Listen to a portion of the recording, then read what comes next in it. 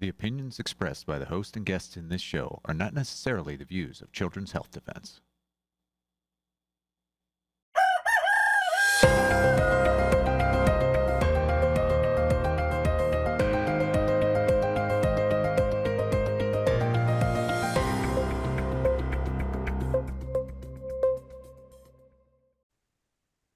Good morning, CHD. It's Friday, July 17th, 2026. We're live here at CHD TV. We have a phenomenal story for you coming up in just a second. Probably one of the most important stories we've recorded in a long time outside of vaccinations. But first, we have an urgent action alert for you all. Duty to disobey. Now, how many of you, I wonder, are Angel subscribers, the Angel Guild? Many of you maybe have watched The Chosen or various other things on Angel Studios. We have an opportunity now. We only have a few hours left. Duty to disobey has been approved by the Angel Guild, but it is now up for public vote. So if you are an Angel Guild subscriber, please go over to Angel Guild now and vote for Duty to disobey. This would mean so much to the military, that voices are heard. The brave men and women that stood up and talked about the duty to disobey during the COVID emergency use authorization COVID shot. And this would be a chance to reach a great many people outside of our movement. So if you can, please, in the next few hours, go over and vote for Duty to Disobey on Angel Studios. So that's very exciting. So thank you for all of you that are going to be doing that. Right. After I've done this segment, we're going to Brian Hooker's Doctors and Scientists, where I am interviewing Brian on what is autism and how safety studies are done, which is actually quite shocking. But for now, we're going to go straight over to our guests. Good morning, Arden and Allison. I mean, Hey. Good morning. Good morning. Thanks for having us. Yeah, thank you for letting us be here. Well, thank you for being here. So viewers, be prepared for this, because this is a shocking story that I'm so glad you're here to talk about, because it's really a big warning to other people. Let's start. Just for clarification, real quick, this is my mom, not my sister. I know, you look amazing. You're too sweet. Well, no, I thought you would. I couldn't believe you were his mum as well. But there's a reason why you look so good. And I think let's just start with how you were brought up, because you weren't brought up in any way, shape, or form in a toxic world. No, I was raised way out here in the boondocks of Tennessee country. I'm born and raised, and running around, bare feet, no exposure. There was nobody back then, especially there was nobody spraying any chemicals, nothing like that. He was like Mowgli, the jungle boy, bare feet, running around with his brothers and sisters, eating the meat we raised here, milk from our goats, veggies from our organic garden. And if he ate bread, it was like 36-hour fermented ancient grain. We're the cray-crays, we're the health cray-crays out here. So this is why this story is even more shocking in a way. So talk us through how you were, 16, did you say, or 15 or so? Talk us through the story of how you even got the poison. Yeah, so I was homeschooled, obviously, so I graduated high school at 16 and went straight into the workforce. My dad was always big on responsibility and working hard. Although he wanted me to work on the farm, I rejected that idea entirely and just went to go work for somebody else. So I was 17 at this time, and I went to go work for a cell tower maintenance crew, servicing cell towers all across the like Midwest, and it was definitely, I didn't realize the danger there. I was kind of in charge of mowing, weed eating, and spraying around all the cell towers and access roads. And during that time, was exposed to several different big exposures of glyphosate, dumping it all over my upper body and shoulders. It was like, any other 17-year-old. You don't walk around a fence, you jump over a fence, So the little lid to the glyphosate backpack spray, you told me, would just kind of like flip off sometimes, and you get little trickles. One time you said it fully dumped on your neck. Well, I remember in the beginning of when I started that job, I was filling up the glyphosate tank, and it's like, I don't know, 300-gallon tank in the back of the truck. This is before we left Tennessee on route to other states. And he was like, oh, no, this is no problem. It's not poisonous, because that's what he was told, right? That was the guy I was working with at the time, my colleague.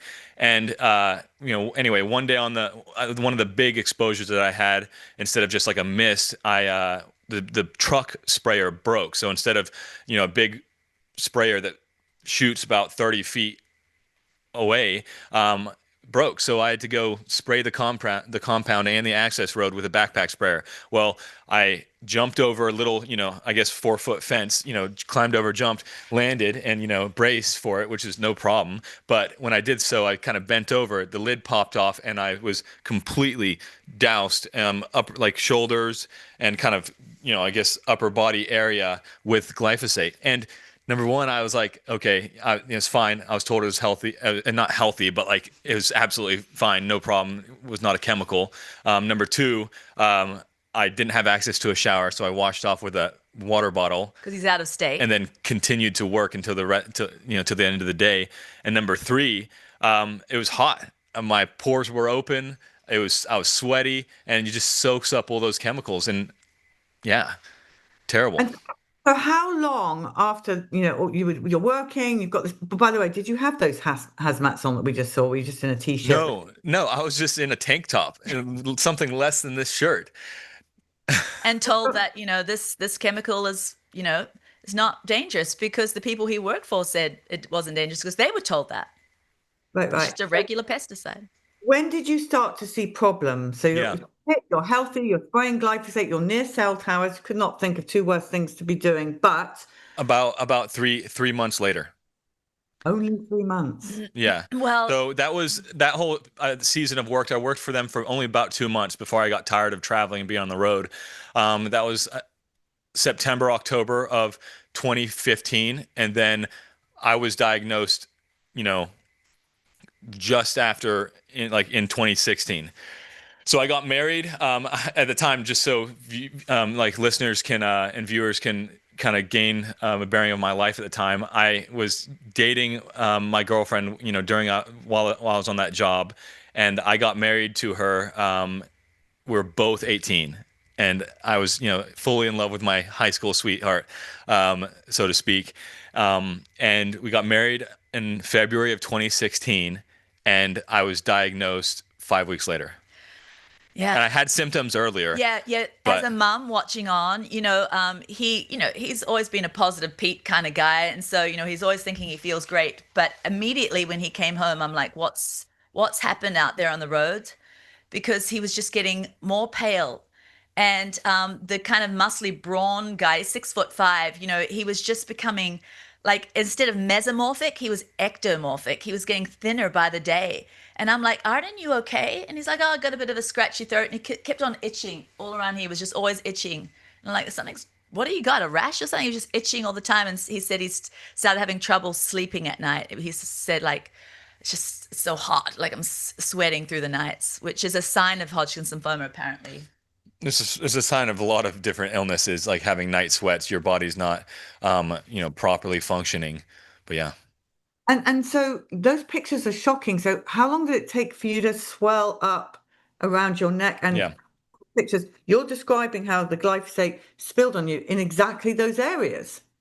Yeah, so that's one of the reasons why I do believe it was glyphosate, because I only dumped it and had an exposure, like an extreme exposure in this area. I never had any cancerous lymph nodes in my whole lymphatic system besides, right here. These were it weaponized my lymph nodes and made them into a tumor essentially. But yeah, it took, when I was diagnosed, the doctor said, hey, congratulations. If you're going to have cancer, this is the one you want. So many young people beat it. And the good news is you're young. So awesome. Fist bump. And I was like, all right, cool.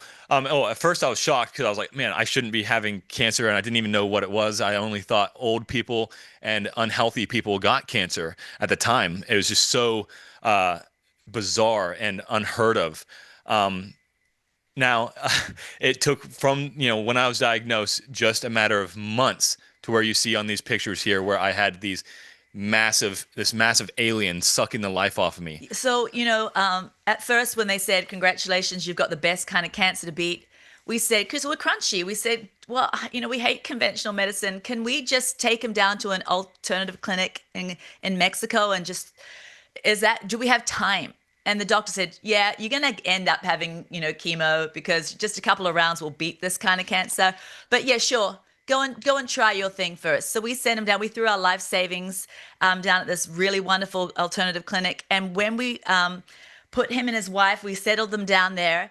And then we were going to pick them up 3 weeks later from the airport here in Nashville. And he was, I think, first stage cancer. Oh yeah, it was like first stage when we first went, and it was like you just could see a little bit of bump just above my clavicle His neck bone. was thick, but it wasn't the big monster on his neck. And then when we picked them up from the airport, I will never forget this moment. This is probably one of the worst moments of my life. I'm thinking, okay, I'm a health freak. This stuff's gonna work. And it worked for a lot of people. I sent another lady friend down there, and she came back healthy. On the way to health. Anyway, they were coming down to the baggage claim area at the airport, and I see, I know his genes, and I kind of know, I could see it was them. And then his face and neck appeared, and I almost died inside in that moment. I couldn't even see my son anymore. Like, his features were overtaken by this alien on his neck, and it was just like, I mean, that it's just something you never want to wish upon a mother or their child, and I just remember having to put a good face on it, and because I couldn't let him see the fear in my eyes, because he needed to see hope in my eyes, because I could tell him, if I'm feeling this, he's probably like my life is over, and my wife here, I mean, I'm gonna die. I mean, I can't imagine what you went through as a mother. That was in 3 weeks. 3 weeks. It went. I think you were third stage. You came back third stage. Yeah, I'm pretty sure I came back fourth stage, because directly after that, coming back from that alternative place, my wife, I was pretty lethargic. I was feeling terrible, and we were just like, what do we do now? What's the game plan? So we ended up going to we got scans again, and that's the scans that you see there in that picture, where it's just stage 4. After the doctor saw those scans, he was like, your ass is grass, essentially. Like, he was like, you're probably not going to make it. Immediately, we did not go to the emergency room after he saw that. We went straight to the ICU. I had 30 or 40 student medical professionals documenting, taking pictures. The doctor said, this is one of the worst cases of Hodgkin's lymphoma we have ever seen. He told my wife, your husband is probably not going to make it. If he does, his lymph nodes will never be normal again. His neck will never be normal. His underarms will never be normal. He'll always have some sort of, unnatural size to them. And then also, if all those stars align, you're probably never going to have kids, because we're going to light him up with so much chemotherapy. I was on a massive, huge chemotherapy regimen. To the point where he became chemo resistant, and there was no chance for him except for a full stem cell transplant, where they basically nuke your entire immune system. They radiate you. They light you up more than he was ever lit up. Basically bring you to the brink of death, and then bring you back and fill you with your own stem cells again. But it's like, he said, it's like the worst thing you could ever go through. You get burns all down your esophagus, and it's just, you can't even eat. It's just, I mean, you could describe it better than I could describe it. Yeah, it was one of the worst things. But overall, that battle, with my cancer journey, was 7 years. A 7-year battle. I would get clear scans. It would come back. It was extremely aggressive, and thankfully I had such an awesome family, and my wife was in it to win it. She loved me when when I felt like I wasn't lovable. Something about her, she never left his side. From the first appointment when he was diagnosed, every single step along the way, she would sleep on the bottom of his little single hospital bed. She never left him. And I remember my dad saying, Esther, one day you'll get your handsome husband back. She's like, what are you talking about, Granddad? He's always handsome. He's always been handsome, even when he had these monsters on his neck and looked like Gollum. Amazing, amazing woman. But one of the things that kept you going, Arden, is your faith. Yeah. No, 100%. I like to say that my wife and I, we had our Isaac moment.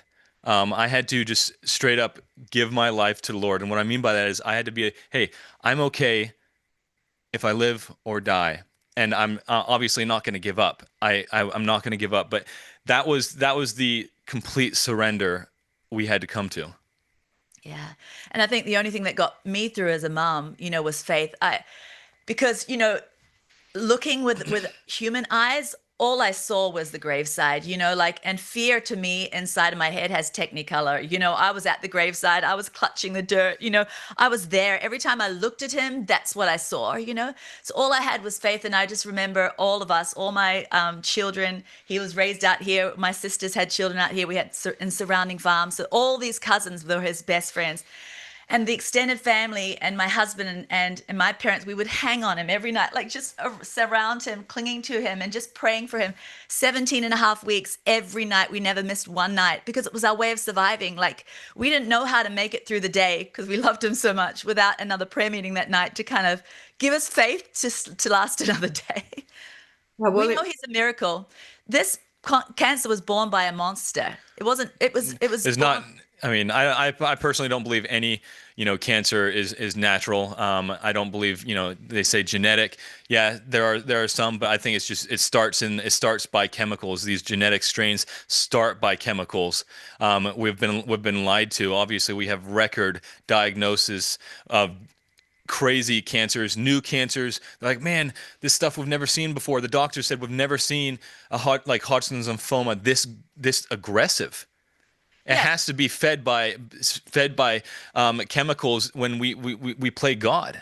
We have these organizations that play God, tweak what we spray on our crops. They tweak our food and they genetically mutate it, and then we consume this and we're exposed to it. It's on golf courses. It's on everything. And now it's all through our food supply. It's on our children's comfort foods, on their snack crackers, on their breakfast cereals.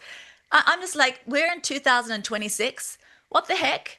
Like, this is barbaric treatment into our food supplier. I'm just like, when the Supreme Court ruled 7-2, in favor of Monsanto and Bayer, I'm like, I'm rising up. I'm telling my story. I'm telling our story. It's your story, Arden. But as a mom, like that, I mean, he's my baby. He's my firstborn. And I'm like, no, I'm rising up. I do not want one more mom. Like she there is alive in me. I'm like, not one more mom has to go through that hell.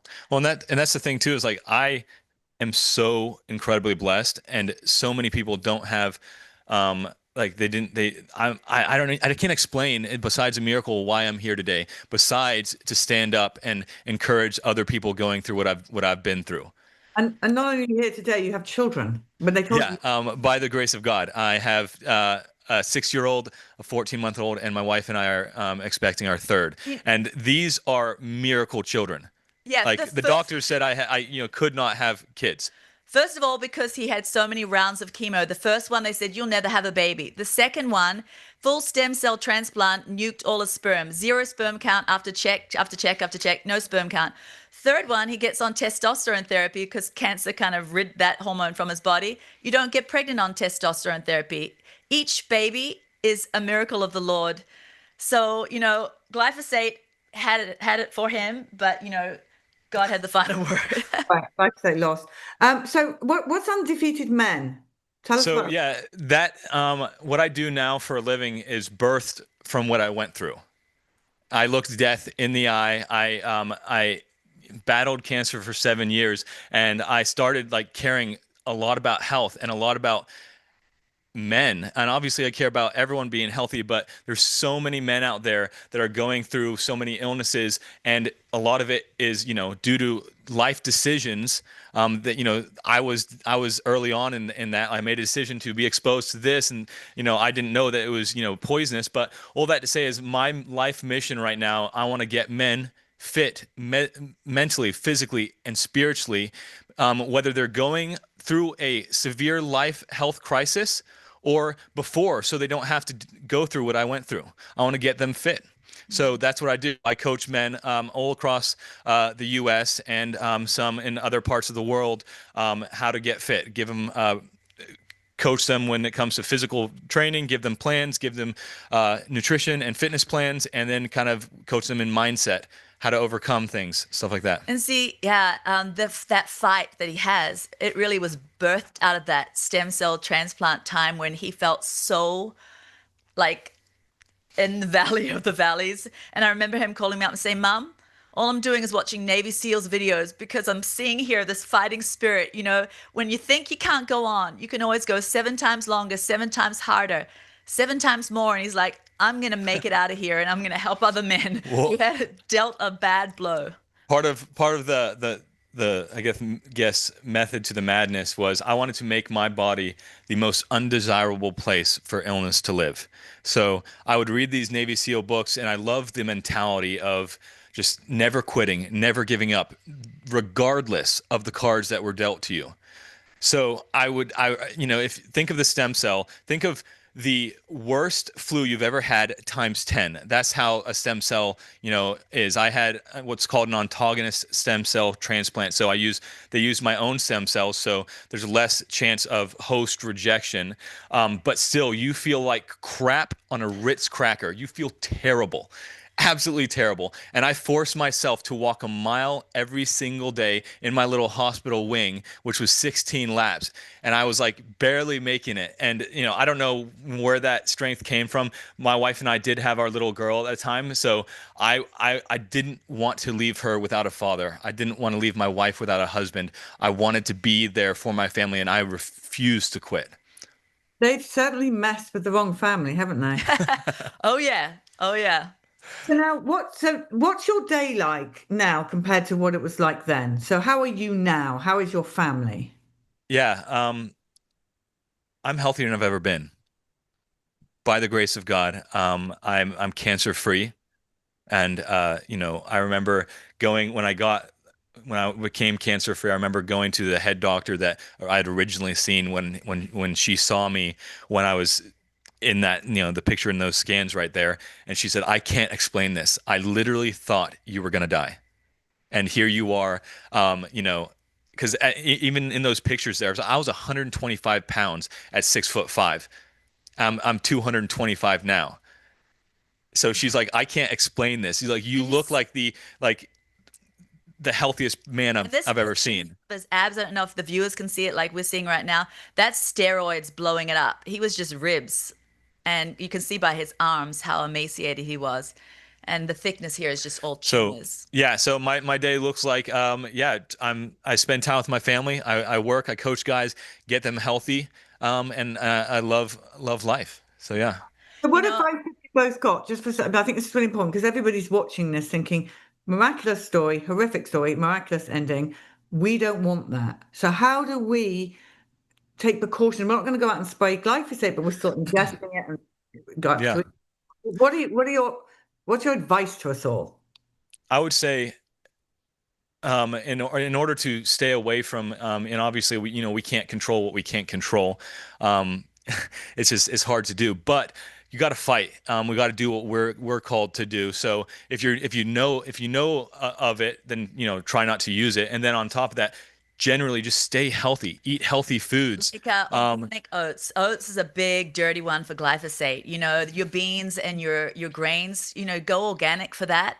And also, help us with this fight, this battle cry, call your local congressman and help them, change the laws so that we can get this disgusting poison out of our food supply, or at least get a poison warning, please. I mean, I had a piece of gym equipment come to my house the other day. We're a big workout family.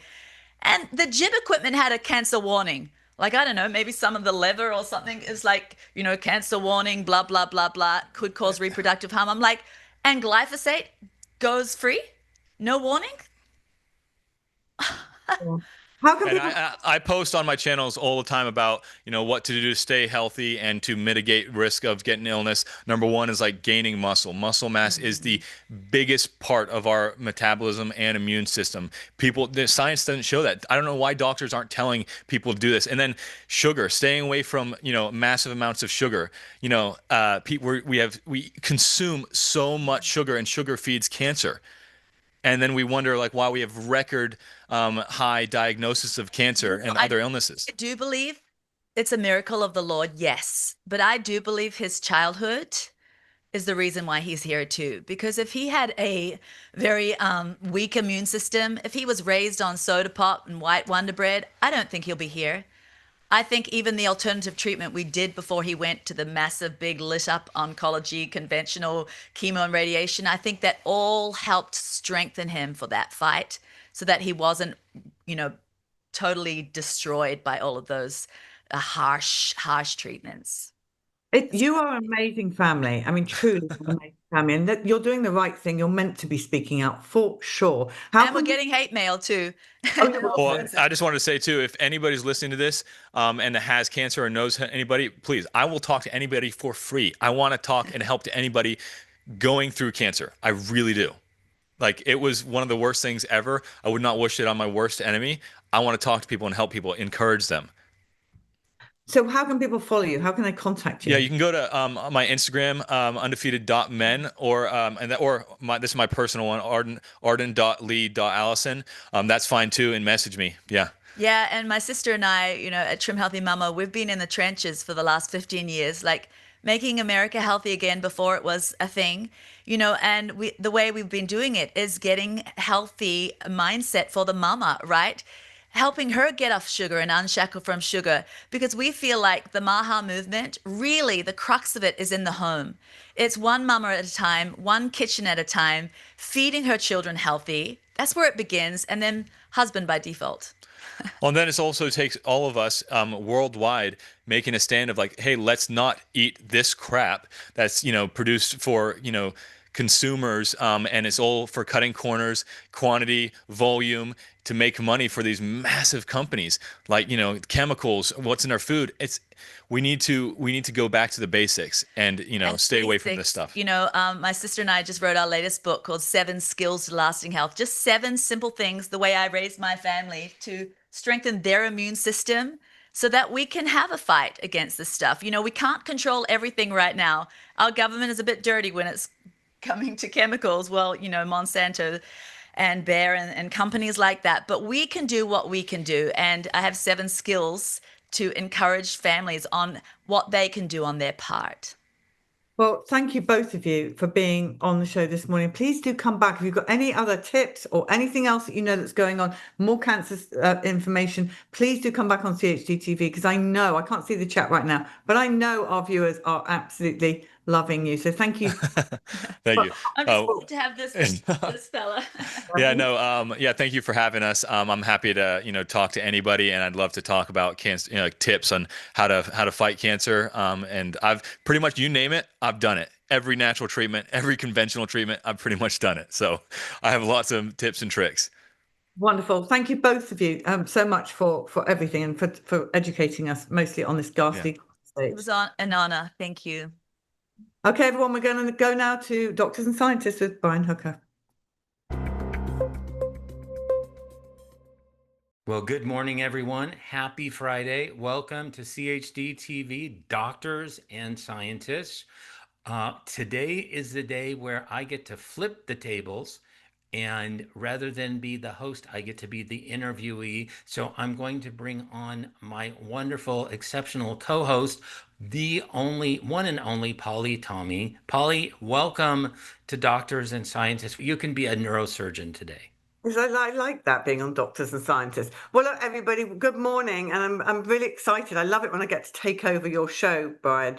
But so my first question really to you is, I think the first thing we want to know is, what is the latest in the science department? Because things are happening so fast. We have Carl on Wednesday, then we have you on Friday. We could almost have you guys on every day. Well, we're moving as quickly as possible, and there's just so much that the science needs to weigh in on right now. Vaccines and autism is always on the forefront because there's always somebody that is looking at our past research, looking at our current research, and they want to debunk us. You know, we are the debunked scientists. I hear that so much that I think my first name is not Brian, it's Debunked. But we have a new publication coming out by a wonderful, actually a volunteer for Children's Health Defense, Josh Middledorf, and myself. We've co-authored a paper. We did an analysis with the Florida Medicaid system, and we looked specifically at autism in its relationship to the hepatitis B vaccine and the MMR shot. And so when we found that when a baby got one or more hepatitis B vaccines, then their risk of autism almost doubled. Okay. If the baby got a hepatitis B vaccine and one MMR vaccine, then it went up further. Then, if it got two MMR vaccines and the one hepatitis B vaccine, it went up further. And then, if it got the entire series, there are three hepatitis B vaccines and there are two MMR vaccines on the current CDC schedule. And then its risk for autism, the baby's risk for autism, goes up astronomically. And in this analysis, we didn't even differentiate between boys and girls. So we would expect to see an even higher effect in boys. So this publication, it's an analysis of the Florida Medicaid database. Let me read the title of the paper: Health Correlates of Vaccination and Outcomes in Infants and Children. That will be coming out this Friday.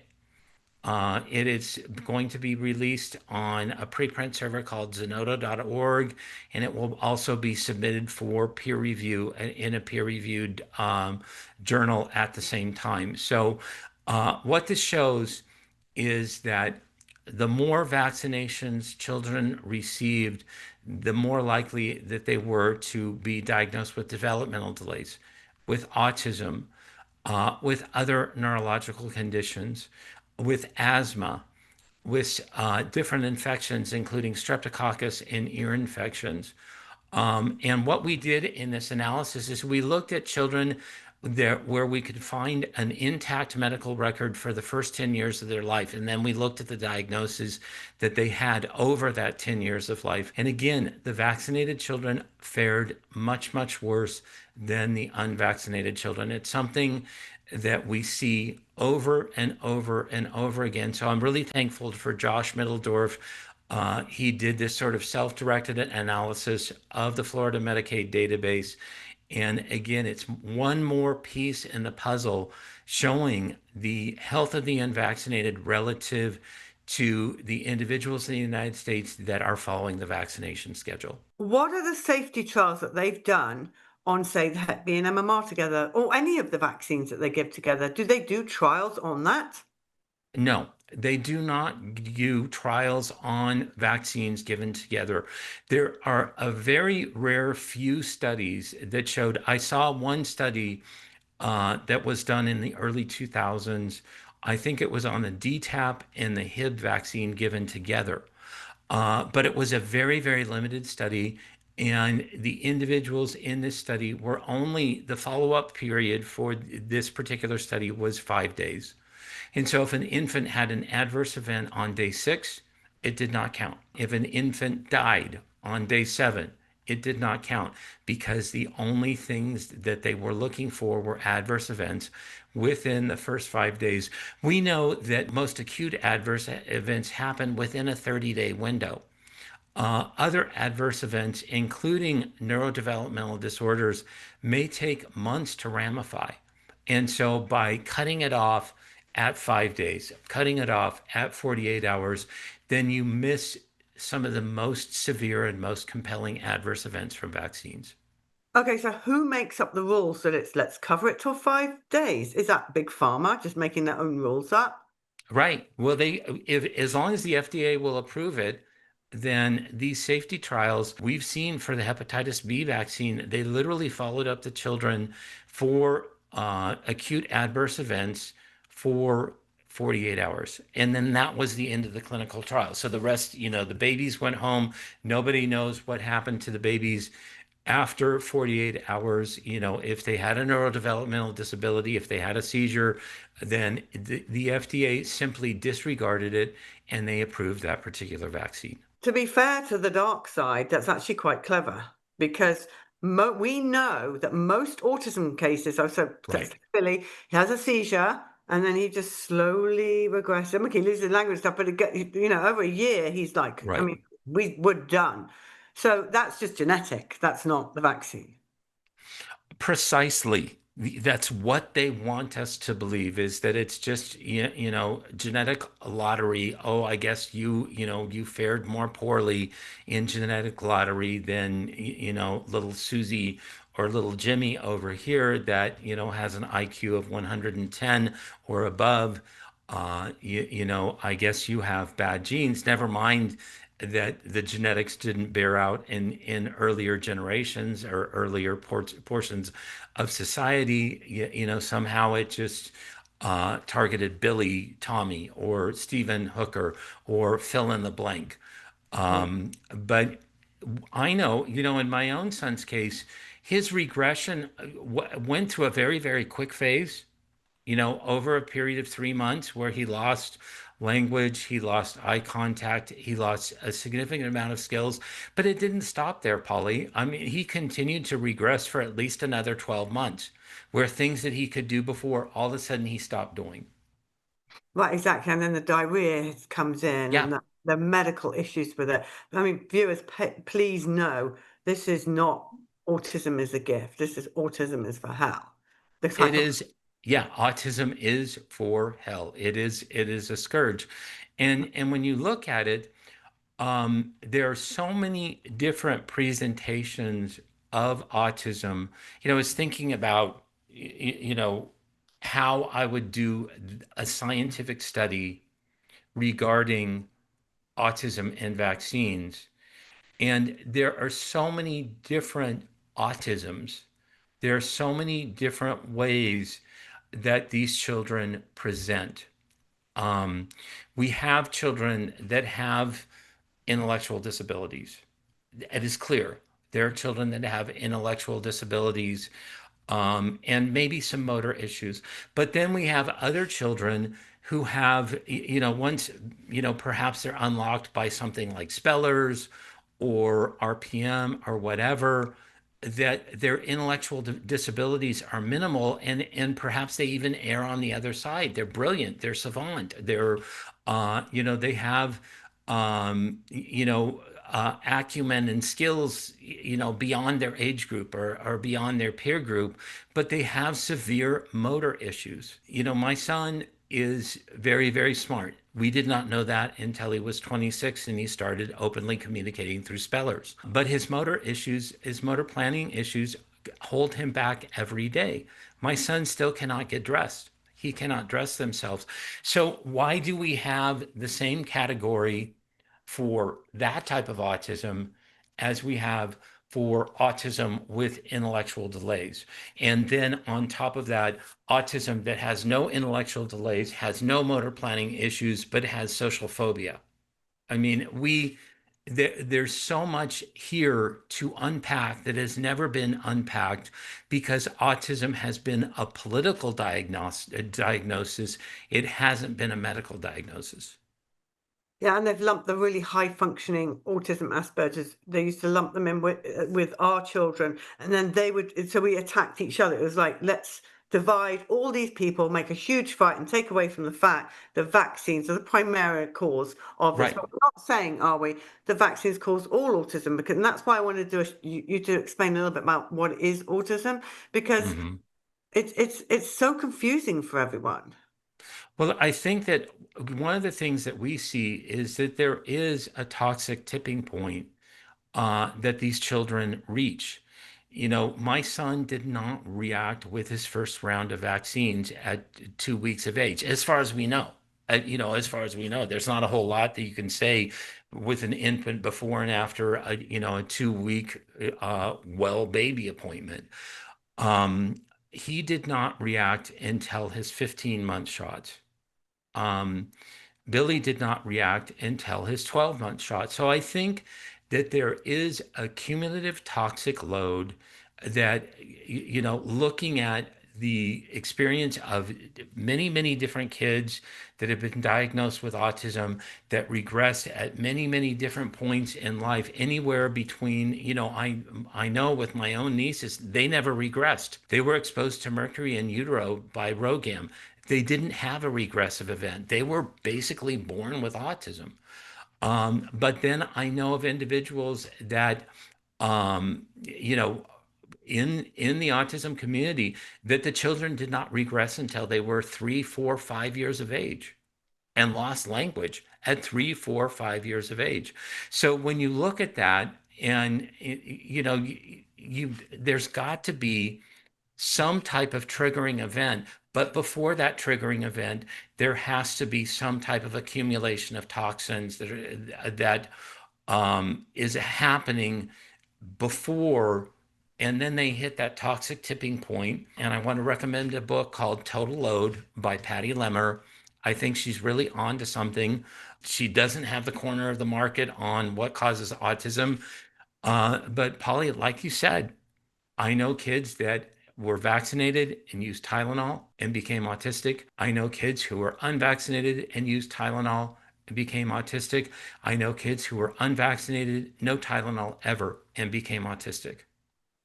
So something is triggering it, whether it's Yes. vaccines, mold. We've had reports of mold doing it, and various other environmental, and also by firstborn children with taking the toxic load from the parents as well. It can just be whatever just tips the load in that child. Right. Right. We know so many different instances of autism that had nothing to do with vaccines. I know of 2 instances, personally, people who have described their cases of autism, and mold was a factor. Mold was indeed a factor. In fact, one of the families, when their child regressed, they had to move from their house. I mean, it was what we refer to as a fungal dome. It was just a house that was, and it had nothing to do with the age of construction. It was actually new construction, but the way the construction occurred, that it promoted mold in the house, and the family had to vacate the house, and the house had to be remediated. I think they ended up moving to another location, but the house had to be remediated regardlessly. Then we have this whole generation of children that was exposed to massive amounts of mercury in their vaccines. That was the thimerosal generation. My son was a part of the thimerosal generation. He may have reacted to the MMR, but his most severe reaction was after he received the MMR vaccine. And I know in the case of Billy, your son, he reacted, and actually, didn't he have a seizure the same day that he had the MMR shot? Massive seizure that evening, yeah. Right. And so, it is different triggers, it is different tipping points. We used to get accused of, oh, well, this sort of wandering theory of or moving the goalpost in terms of autism causation. And no, it's never been, that it was only mercury. It never was that it was only the MMR. But there's something in these children's system, something in these children's makeup that is causing them to react untowardly to the toxins that they are being exposed to in the environment, whether it's vaccines, whether it's GMOs and glyphosate. There is something in these individual systems. And mostly, when you look at genetically, the genotypes that present autism, it has to deal with how they detoxify substances. There's a pathway called methylation. There's another pathway called sulfation. They're sort of intertwined. But methylation and sulfation are completely integral to how the body processes toxins. And when they process toxins inefficiently, when they've got specific genotypes that impair the detoxification, then the chances of having an autism diagnosis go up astronomically. It was work that was pioneered by Jill James back in 2004 when she was at the University of Arkansas Medical School. She looked at methylation and sulfation pathways, and she found that children that had trouble methylating, children that also had trouble tagging toxins with a component called reduced glutathione that involves sulfation, these were the children that were regressing into autism. You know what I think about the whole time, Brian, is how fortunate we are that our children are alive. When I listen Right. to all the kids' stories, because we're playing them on CHD TV and social media a lot right now in support of the Shaw situation. And Andrea Shaw, in her interview, talked about how her babies were just really sleepy, very lifeless. Billy was Hmm. super sleepy, had Tylenol after his vaccine, super sleepy, slept all day. And then the seizure was what woke us up to the fact that he was, having problems, took him to hospital, blah, blah, Right. blah. But all of them say the same thing, how they sleepy, never woke up. But we are so fortunate our boys are alive. Oh, no doubt. My son, after every well baby checkup where he received a vaccine, he would go home and he would sleep inordinately. Sleep, and we just got used to it. Like, oh, okay, well now, well, I'll go take a nap because he's had his vaccines. You hit the nail on the head. And there have been studies that have shown this was specific to the DTaP vaccine that sleep apnea happens selectively after vaccination. Sleep apnea is just another term for mild suffocation. I have adult sleep apnea. I've had sleep apnea for years. I use a CPAP machine that keeps me from having sleep apnea. It keeps my airway from closing off. Okay. But sleep apnea peaks 7 days after vaccination. And so when you look at the Shaws, when you look at Corbin Cordingly, he passed away then I think it was within 48 hours of vaccination. And he just went to sleep and never woke back up. And that's what So we're hearing over and over again. So, I mean, again, we've got to plead to our viewers, to our people, whoever this clip reaches, yes. please know that your child could, and they do die, babies and children after vaccination. It's a fact.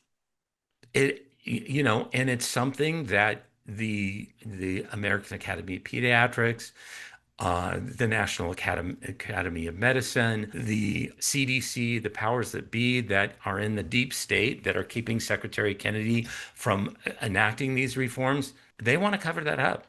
They want to cover up VAERS reporting. The former commissioner of the FDA, Peter Marks, bragged that he hid VAERS from Secretary Kennedy. And when Secretary Kennedy found out what was going on, Marks was fired, Marks was terminated, but he had the audacity to brag that he was hiding vaccine adverse events from the very secretary of the HHS that was unable to do something about these vaccine adverse events. That's chilling. Why, who in their right mind would hide a vaccine reaction from the general public? And what, yeah, exactly. Why would you do it? Are you being paid? Are you sure money's something that you can live with over human life? I can't even get my head around it. Okay, I want to ask you a question. I want to talk about how you do a science study, because all we hear is the vaccines are safe and effective. Yes, Mrs. Tommy, don't worry. The vaccines are safe and effective. Safe and effective. All right, what's going on there? How do you do a science study? What are they talking about? What is safe and effective? What studies have they done? Well, they've never done a proper study on vaccines, So and right. they've never done a proper scientific study on any of the vaccines that are currently approved on the very, very bloated CDC schedule. The proper study would be a control group that is not exposed to that vaccine or a number of vaccines, an unvaccinated control group. You start the study, and whenever involving whatever age group, if it's infants, if it's toddlers, if it's children, which is primarily what the vaccine schedule affects. So you have a control group where the vaccine is withheld, and then you look at the progress of that control group, and then you have the experimental group where the vaccine is given. Okay, and then you look at the progress of that particular vaccinated group, but you give the vaccine in context of how it is going to be given, not one shot. But if it's given in conjunction with 6 shots in one day, then you give all 6 shots in one day to the experimental group, and then you have another group that doesn't receive any of the 6 shots. So you have to have that control group that is completely unvaccinated. And that, Polly, is a study that they never do. You then go on to look at those two groups for a period of time, not not to be, in my mind, any smaller than 6 months to a year. Okay, so you want to do long-term follow-up of the individuals that got the vaccine versus the individuals that received no vaccines. Okay, now the loophole is that the FDA and the American Academy of Pediatrics, the CDC say, oh, well, it's unethical to withhold life-saving vaccines from the control group. So therefore, we must give them an alternative or an approved vaccine. However, that is cheating. That is absolutely cheating, because we know the safety profile of an individual that receives no vaccines is going to be down here. But if we tolerate just one vaccine, then that's going to raise the tolerance for adverse events associated with that one vaccine to this level.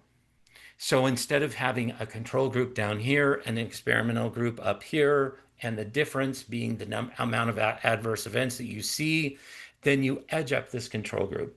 Okay, one vaccine, two vaccine, three vaccines, until all of a sudden you have absolutely no difference between the control group that is getting all the vaccines except for maybe one and the experimental group. And that's how they cheat. Okay, so they raise the control group to the point where there's really no difference between the control group and the experimental group. And so therefore the vaccines always look great, because the amount of adverse events are are the difference between the adverse events, the experimental group and the control group, are very, very small. But if you started with your original control group with no vaccines, the difference would be very, very large. It's a cheat. They do it for money. They do it because they think that anything called vaccine, did away with infectious disease, which we know is not, that in and of itself is not true. And we know people die in these trials, and they just Yes, said they were going to die anyway. right, right. They disqualify them from the clinical trials. Um, when you look at Maddie DeGarry was in the Pfizer trial. She was in one of the COVID vaccine trials. She came down with a serious adverse event. As soon as she had that serious adverse event, she was dismissed from the clinical trial, and it was as if she was never given the vaccine, that she never existed. Because you know what? They wanted that serious adverse event to go away. So they Just cheated. so it's all a big lie. It's serious fraud. It's barbaric. I can't. Here's the thing I have a problem with. Why are we experimenting on children and babies, tiny babies? That should be illegal. They can't fight for themselves. Tiny babies going in for trials because the parents are getting some kind of voucher or whatever it is they're getting. That Right. in itself should be illegal. I don't know how you're going to test your vaccines, but you do not test on children and babies. They used to give $50 gift cards to Toys R Us for these children who were experimented on in these experimental vaccination trials. That's laughable that they would do that. And then, along with that $50 gift card to Toys R Us, they would get their baby back, and the baby would be jacked up because of, the vaccine was improperly tested in preclinical trials before it was given the child. And then there was also a stack of disclaimers that you would hold harmless the vaccine company or the company that was doing that particular clinical trial. So, the parents got a gift card and got a vaccine injury for life. It's all so dark, isn't it? So we've got 2 minutes left. Let's leave on a happy Yes. note. Can you think of anything happy going on in the science department? Well, the happy note Yes. is I was recently contacted by a friend of CHD, and there's a family that you interviewed that I didn't even know about, of individuals that live in my own community. And it's a family. They're related by blood. Some of them are related by law. They're in-laws. 180 unvaccinated individuals. Oh, I know that. 180 I'm not going to give out their names because they have not given permission. I'm not even going to say where I live. We'll just Oh, forget where I amazing. live right now. And when I talked to this friend of CHD that told me all he did for an hour on the phone was rave about the health of this particular family. And these are the stories that I love, because when you look at households of suffering, when you look at households where a vaccine injury has occurred, it's not always a happy place. It can be a really, really dark place. But when you look at the health of the unvaccinated, the health of these individuals who are eating healthily, they're staying away from genetically modified crops. They're eating organic. They're getting sunshine. They're going outside. They're playing in the outdoors, kind of like what we did growing up. And they're not receiving toxic vaccines. They're asking questions before they get medicines. They're avoiding things like Tylenol and generic brands of acetaminophen.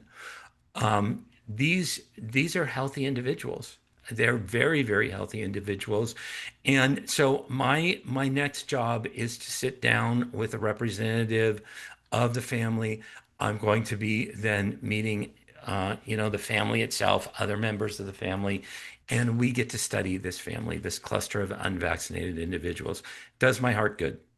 Yeah, and they're a wonderful family, so I have enjoyed that. And I've just come back from Florida interviewing more unvaccinated families. There's so many of them out there, and their health is undeniable. Right. And some of these unvaccinated children are your 3 grandbabies.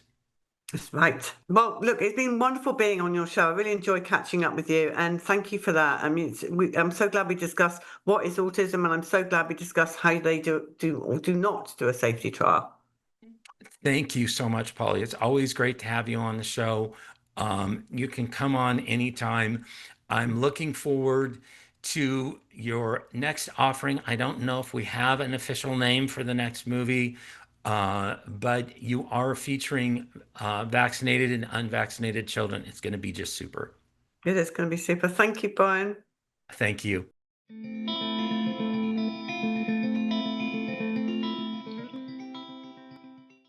Okay, we are live. So can you tell us who you are? My name is Carrie. This is my husband, Matt. Can you speak a tiny bit louder? Yeah. You're Carrie and you're Matt. Yes. And this This is is Cash. He's Cash. our youngest. He's your youngest, okay. And has Cash had any vaccines? Cash has not had any vaccines. None at all. None at all. How old is he? He's 4. Okay. All right, let's Can go you say through. hi? You don't have to. Cash just woke up from a nap, so he's Yes, we all know what that's like. Okay, let's talk about your son Mason. Yeah.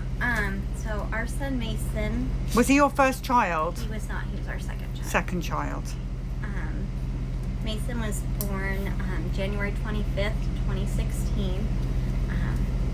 He was healthy, happy, a good, happy baby.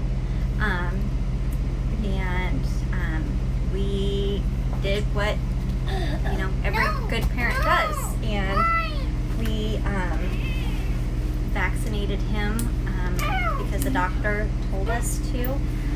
Sorry, It's life, okay, life of a mom. I totally understand. And what did he get? So Mason received.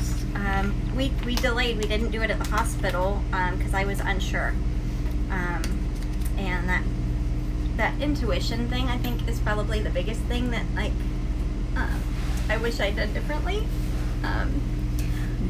I knew from day one that we shouldn't do it, and I let doctors talk me into it. There's actually a whole case, it's called Making the Case for Vaccine Hesitant Parents, and it's a course that doctors take, I think through Mayo or Johns Hopkins or one of them. I actually have it, the PDF that doctors see printed out, and I've read it, and it's an entire course the doctors take on how to manipulate parents into vaccinating their babies, with catchphrases. Do you remember some of them? What do they say? They're safer to get it. They're better off to get it. These diseases are horrible childhood diseases, and you're better to have these vaccines, then better safe than sorry, like all those things that you go into the doctor's office and they tell you, and so you're scared. They scare you, they intimidate you into getting these. And even though, it's crazy looking back now, I look back through his medical records, and at every single visit it literally puts on there, Mom was hesitant about vaccines. Mom was hesitant about vaccines at every visit. And I didn't trust myself. I didn't listen to the voice inside me where God was saying, don't do it, don't do it, don't do it. And I let a doctor who didn't know us and didn't know our baby, I let him make the decisions for me. And I let him bully me, and as a result, we have one less boy to be at our house today. So when did he get his first vaccine? His first vaccine was, I believe he was a 2/2 of 2016. So he was born 1/25 of 2016. So it was like a week or two later. And that was the hepatitis vaccine, because I remember at the hospital telling them, he doesn't need that because we don't have hepatitis, and we're not drug addicts, and we're not sexually active in the community, so there wasn't a need for it. And so we didn't do it at the hospital, and then we got to the doctor's office, and man, he laid it on, and you need to do this. At that point was right when they were starting to tell parents that if you didn't vaccinate your kids, you couldn't come into the clinics. That was when pediatricians were just starting to push people out for not getting them. I didn't know then. What I know now is that they receive compensation from the insurance companies for having a quota of parents that have patients that are vaccinated within their clinics. So at 1 week old, he had Hep B. I'm sorry? At 1 week old, At he had 1 Hep week B. old, he had the Hep B, and we progressed on the normal schedule. At 3/23, he would have been 2 months old, and we did the 2-month-old round. Which was what? That was the DTaP. They did another Hep B, a Hib, and an IPV. I believe that's the polio one. And Prevnar 13. My God, that child had a horrific Rotavirus. amount. Yeah. Hi. Yeah. The two fire trucks. Circle and square. A triangle, a circle, and a square. Yes. That was at 2 months old. That was at 2 months old. Yes. So he, and at that point he was still developing fine. He, when you'd put him on his belly, he would still sit up. I call it like the baby turtle, where they put their chest up and they'd kind of look around. He was still able to do that, and after the 2-month vaccinations, he lost that ability. He developed a condition called hypotonia, which is also called floppy baby syndrome.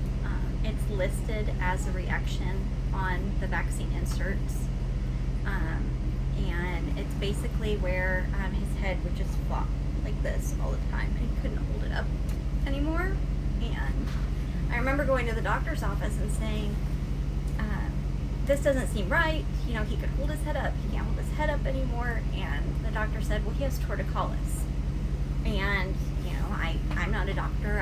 I'm not versed in all of these things. And I said, okay. And he said, well, let's sign him up for physical therapy. And At 2 months old? 2 months old. The wait list in our area for physical therapy was about 2 months to get in. It took us quite a while to get in, and during that time his 4-month round of shots came up, and he had another round. So the doctor even though we've got issues, Yeah.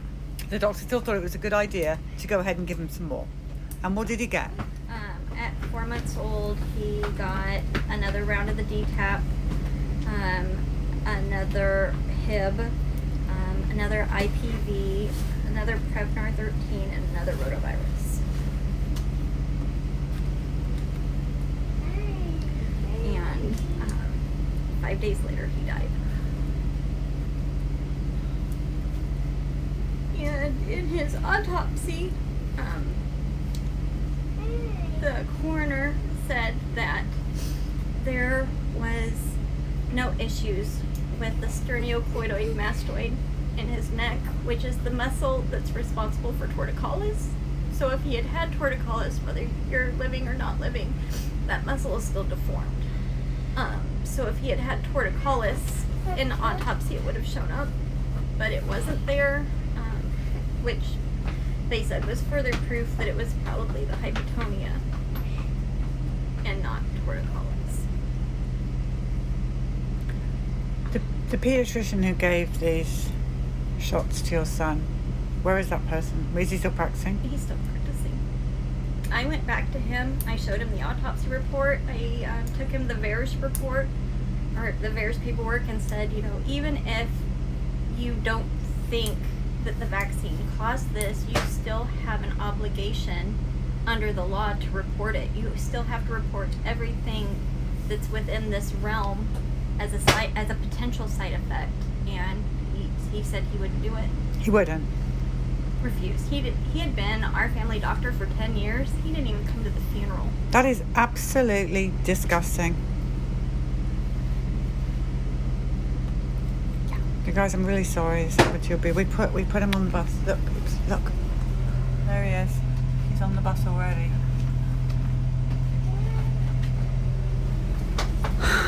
We did move forward with a vaccine court case. So you reported it yourselves? We did, yeah. We self-reported it to VAERS, and we decided to go ahead and hire an attorney and take it to the vaccine court. We were making some headway there until the court case that ours was, the case that we were using as precedent for our case was reversed by our own government. So I don't know, obviously you guys are familiar with the vaccine court, but you can't sue the pharmaceutical companies. They're exempt from any kind of legal ramifications for faulty products or injuries that they cause to anybody. And so you basically file this vaccine report it's a court of special masters. And within that court of special masters, they review your case and review it against other cases, which is the precedent. And the family that our precedent was, the case that our precedent was being stated on, had actually gone to court. Almost word for word, the exact same story as our little boy. He had had the same vaccinations, died in the same time frame. Like everything was almost, it's like copy and print from what we went through. And they won, and it was a huge victory for the court, or for the family. And then they reversed it. They appealed their own decisions. The court revealed their own. It's unbelievable. Reversed their own. Sorry, I wish I could be more eloquent. You are. You're telling a very difficult story, and we're really grateful. Is there anything else you want to add to the story? I think 4 is fun. I wish that more people knew. I wish that for moms, trust yourself. Yeah. Trust your instinct. These are your babies. They're yours. They're not the doctors. They're not our governments. They're not the school districts. They're your babies. And, it's our responsibility to keep them safe. Everything within me said, don't do it, don't do it, don't do it. And I let somebody else who gets to go home to his kids he gets to go home and hug his babies, and I get to go to a cemetery to see mine. I'm sorry. And it's just one of those where you can't allow them to bully you. You have to go in and be firm. You have to know that what's right in your heart. And sorry, I bet he's gonna go home here more.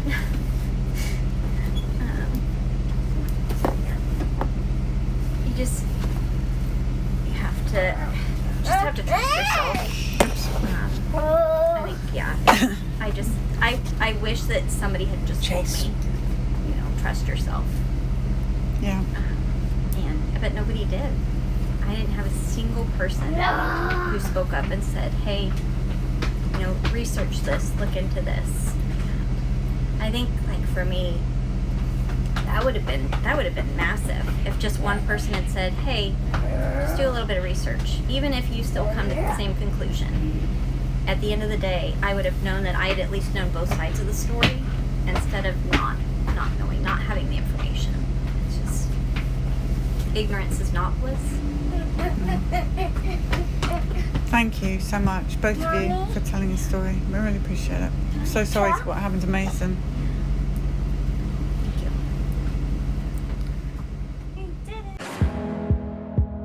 This and all CHD TV programming is made possible by generous support from viewers like you.